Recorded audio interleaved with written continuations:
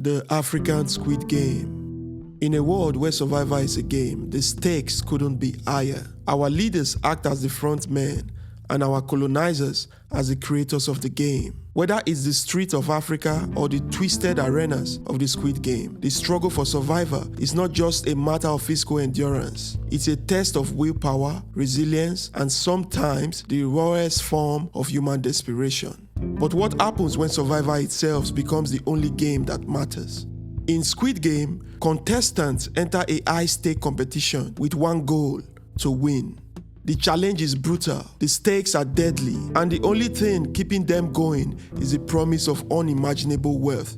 Now imagine the daily struggles of millions in Africa. The fight for survival here is just as real, but the arena is the world itself. In some places, it's a struggle for basic needs like food, clean water, and health care. In others, it's the fight for economical survival in systems that often seem rigged against you. The rules are unclear, the odds are stacked, and the price for failure can be life-altering. Take a look at the red light, green light, one of the first deadly games in the Squid Game. Contestants must move forward when the light is green and freeze when the light turns red. The twist? A deadly consequences for those who fail to obey. In some parts of Africa, life feels a lot like that game. Every day is a race for survival.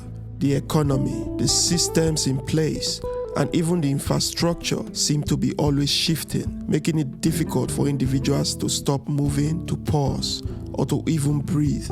It's not just a fight for wealth. It's a fight for dignity, opportunity, and safety. But in both worlds, something else becomes clear: the importance of alliances.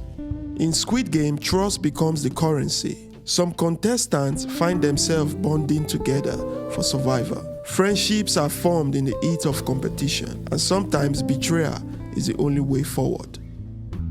In Africa too, the struggle often leads to the solidarity. In cities, rural communities, and villages, survival often depends on the strength of collective action. People depend on their families, neighbors, and local networks. Whether it's pooling resources to buy food, sharing knowledge to create opportunities, or supporting one another in the face of adversity, collaboration can be the difference between sinking or swimming.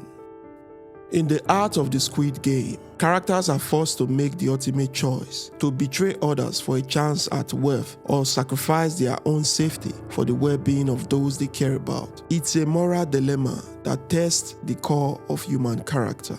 Similarly, in many African countries, systemic inequalities force individuals to make similar choices: sacrifice their personal dreams for the good of the community, or risk it all for a chance at a better life. The struggle against poverty, corruption, and social injustice can be relentless, and sometimes, like the Squid Game, the only way to break free is to take the ultimate risk.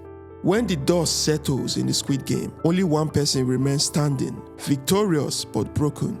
The win comes at an unimaginable cost.